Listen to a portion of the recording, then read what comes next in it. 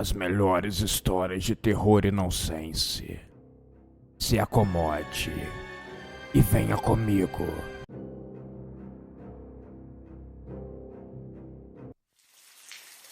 Uma coisa boa tem acontecido na cidade.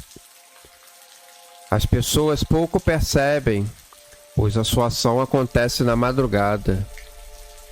Eles pegam alguns moradores de rua, alimentam, dão um banho, cortam cabelos e unhas. Aqueles que aceitaram o resgate passam por uma pequena burocracia e são levados para centros de reabilitação. Muitos desses moradores só precisam de certo incentivo e apoio. Com a ajuda certa, eles podem dar a volta por cima, voltarem à sociedade, arranjarem um emprego. Muitos conseguem voltar ao convívio com a família. Outros conhecem sua alma gêmea, algo que os façam dar uma completa reviravolta na vida. Certa noite, um ex-jogador de futebol chamado Damião, aposentado há uma década dos campos, corria de madrugada pela rua. Aproveitava o luar para se exercitar. Chegara há pouco na casa dos 50 anos, mas os bons hábitos da época de atleta permaneciam. Quando ele virou um quarteirão que levava a um local que não costumava ir, avistou um caminhão dessa equipe de ajuda. Viu duas pessoas ajudando com alimentos, dois moradores de rua. Achou aquele gesto muito bonito. Quando Damião casou, optou por não ter filhos. Queria com a sua esposa aproveitar a vida ao máximo. Várias viagens ao redor do mundo, um tempo todo para eles. Quando fosse a hora certa, adotaria uma criança. Mas a hora certa nunca chegou. A sua amada descobriu um câncer muito agressivo. Foram 2 anos de batalhas, indo nos melhores médicos e sendo internada nos melhores hospitais que o dinheiro poderia pagar. Em vão. É uma doença muito traiçoeira e cruel. Após o seu falecimento, ele virou um recluso. Às vezes pagava para garotas de programa. Às vezes, nem isso. Mudou de cidade e estado diversas vezes. Gostava de conhecer novos lugares para correr. Uma paixão que o consumiu aos poucos. Foi uma forma de esquecer a esposa. As corridas noturnas eram o ponto alto do seu dia. Talvez o único. Não via sua família há um bom tempo. Morava em um estado distante. No máximo trocava algumas mensagens em ocasiões especiais. Ele ficou observando o trabalho dos voluntários à distância. Quis se aproximar, mas não achou que seria aquele o dia. Haveriam outras oportunidades. Chegou em casa e foi pesquisar na internet sobre aquele grupo. Não achou nada relacionado. Pensou que eles eram muito discretos. Não queriam aparecer na mídia. Poderiam atrapalhar o seu trabalho ao invés de ajudar. Lembrava do famoso ditado: às vezes, menos é mais.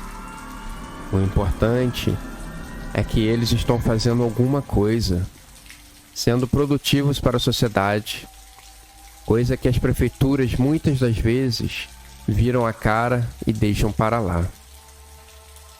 Todos os dias de noite, esticava sua corrida noturna por outras ruas, até que avistou novamente os voluntários fazendo seu trabalho. Deixou a vergonha de lado e se aproximou deles. Perguntou se poderia ajudar, quais os dias eles trabalham e etc. Brevemente contou toda a sua vida para aqueles homens, que ficaram muito animados, afinal, a ajuda é sempre bem-vinda. Não tinham por que negar a ajuda daquele homem, que ainda tinha bastante vigor físico. Eles pegaram o seu telefone e ficaram de ligar marcando um novo encontro para outro dia. Não demorou muito e esse dia chegou. Ligaram para o ex-jogador e marcaram uma hora e local para se encontrarem. Então, está tudo certo? Vou estar lá sim, podem deixar. E Damião desligou o telefone muito animado. Em casa, ele ficou pensando que havia chegado a sua hora de parar de ficar jogado no canto lambendo as feridas. Tinha que ajudar o próximo. Ainda era forte e tinha todas as condições do mundo para isso. Não custava nada. Altruísmo engrandecia a alma. Faça pelo próximo o que você gostaria que fizessem com você. Dê amor para receber amor. Você colhe o que planta.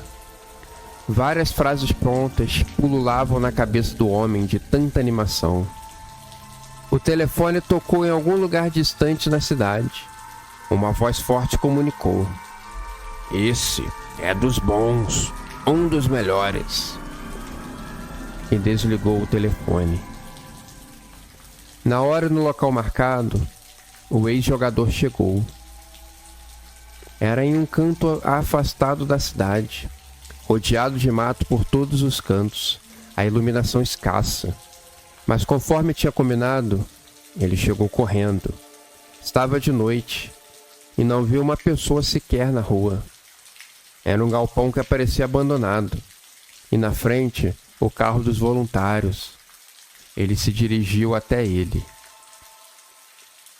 Os dois homens o cumprimentaram. Ficaram felizes de o terem ali.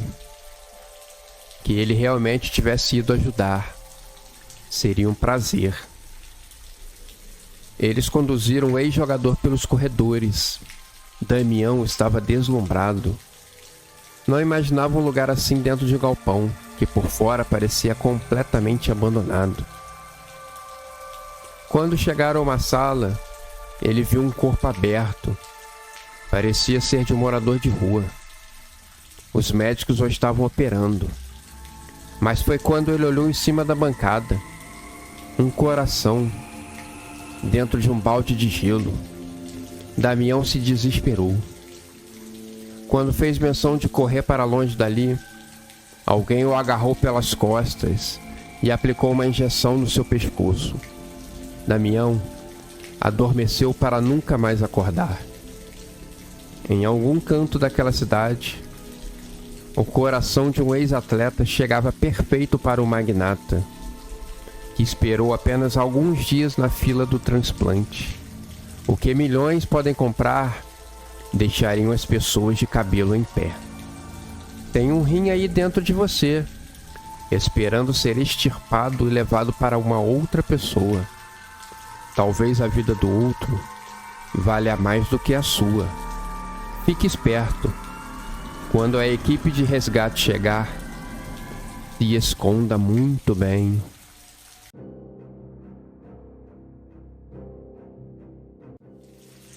Recebi a pior tarefa do mundo.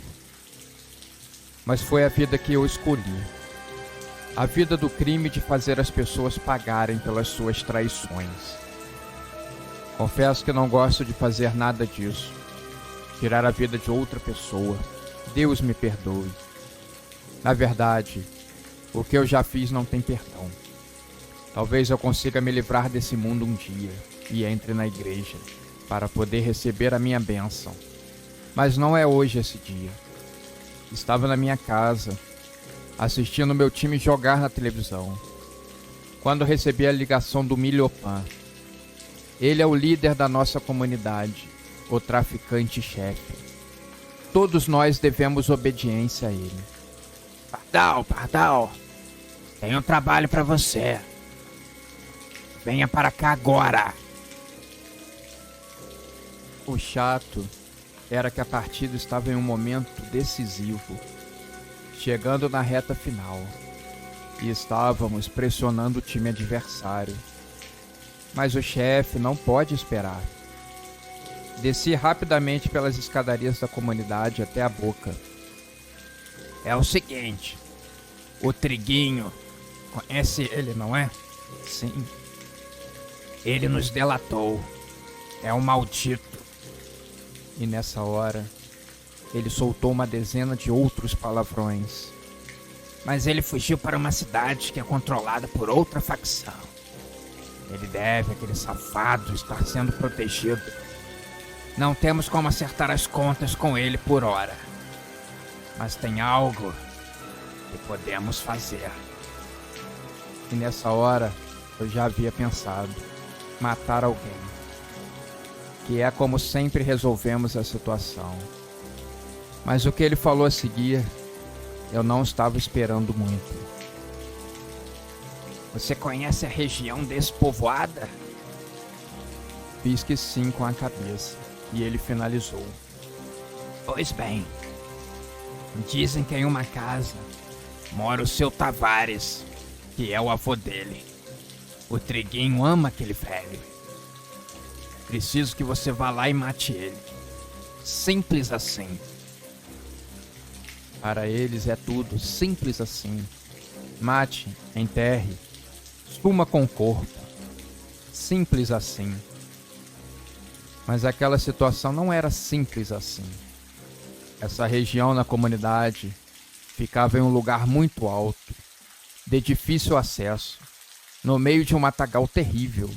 E ainda por cima, dizem que é um lugar mal assombrado. Ninguém lá gosta de sequer mencionar aquele lugar. Anos atrás, eles usavam esse lugar como uma rota de fuga da polícia. Mas em um belo dia, no local que eles conseguiam escapar, que era um acesso estreito, uma pedra havia rolado com as chuvas do dia anterior e fechado aquele lugar. Os bandidos, sem conseguir escapar por ali, foram chacinados pela polícia e enterrados ali mesmo, o que tornou a aura do lugar ainda mais macabra e assustadora.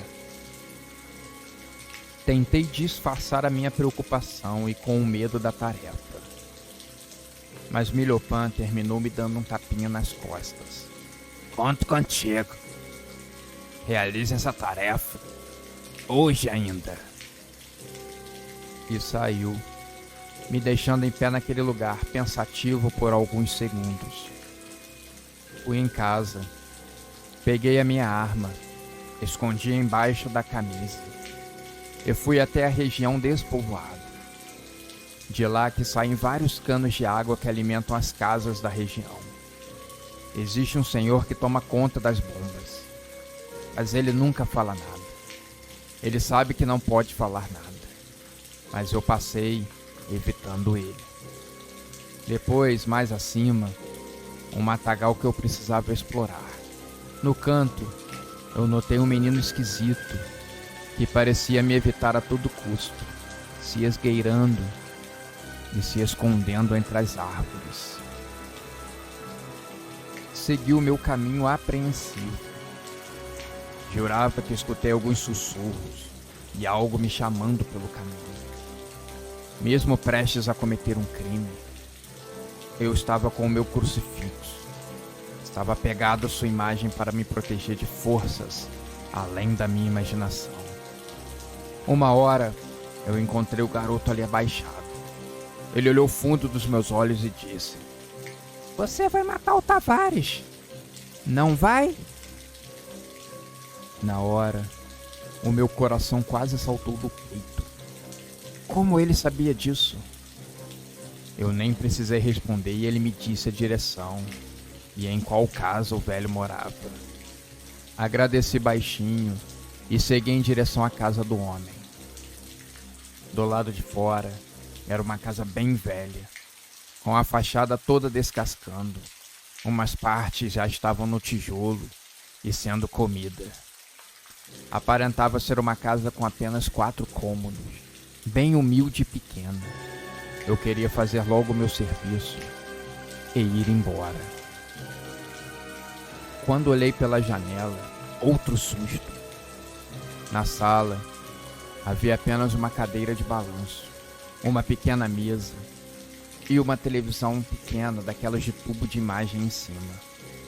A cadeira de balanço estava se mexendo, mesmo sem ter ninguém em cima dela. O vento começou a soprar muito forte, fazendo a cortina da janela balançar e se fechar na minha frente. Agarrei novamente o crucifixo, tremendo de medo, e tirei a minha arma da cintura. Girei a maçaneta da porta e, para minha surpresa, ela não estava trancada. Assim que entrei, o velho estava sentado na cadeira. Não sei como, mas segundos antes não tinha ninguém ali. Engoli em seco. Ele assistia alguma coisa na televisão, mas o som estava muito baixo. E quando eu dei uma olhada na imagem, ela estava muito turva e cheia de estática. Seu Tavares, estou aqui para matar o senhor. São ordens e eu preciso cumpri-las. Não sei bem por que eu disse aquilo, mas sei lá. Achei que seria mais educado preparar aquele velho para o que estava por vir. Quando ele se virou, eu levei um choque de realidade. Era um velho que aparentava ter mais de 100 anos. Estava sem os olhos. Buracos tomavam conta do lugar. Eu juro que por uma fração de segundo eu vi alguns vermes andando ali dentro, bem no fundo. Mas ele me respondeu, com uma voz grossa e poderosa. Me disse que já era muito velho, que não podia nem mais andar e que estava fazendo um tempo extra nesse mundo. Ele apenas pediu que fosse algo bem rápido e indolor. Nessa hora, ele levantou o pano que cobria suas pernas. Mas ele não tinha mais perna. Estavam ambas amputadas. Eu vi as cicatrizes. Ele gritou para mim com sua boca tremendo e sem dente. Puxa logo o gatilho, menino. Ande. Eu só quero morrer. Eu juro que tentei. O velho estava ali me encarando, esticando as mãos querendo me agarrar. Me afastei até a porta da casa.